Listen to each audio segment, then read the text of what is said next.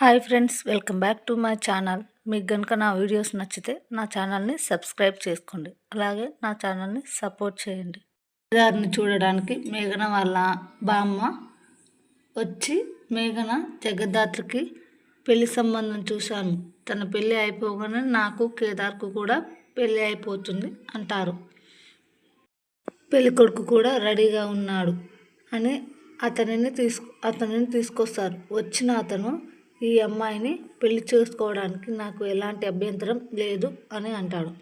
అప్పుడు బామ్మ, నీ అభిప్రాయం ఏంటే జగద్ధాత్రి అంటుంది. మరొక వైపు కేదార్కు కడుపు మండిపోతూ ఉంటుంది.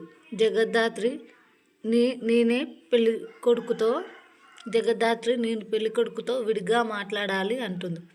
అప్పుడు పెళ్లి కొడుకు నాకు ఓకే అని చాలా సంతోషంగా అంటాడు.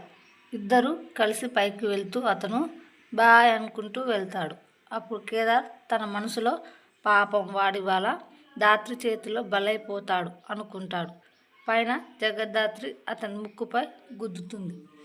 పైనుంచి వచ్చే సౌండ్స్ విని కింద ఉన్న వాళ్ళంతా దెబ్బకు లేచి నిల్చుంటారు. ఏం జరుగుతుందా అని కింద ఉన్న వాళ్ళు చూస్తుంటారు. పైన జగద్ధాత్రి పెళ్లి కొడుకుతో, నాకు ఆల్రెడీ ముందే పెళ్ళి అయిపోయింది, మళ్ళీ నాకు మీతో పెళ్ళి ఇష్టం లేదు అని చెప్తుంది.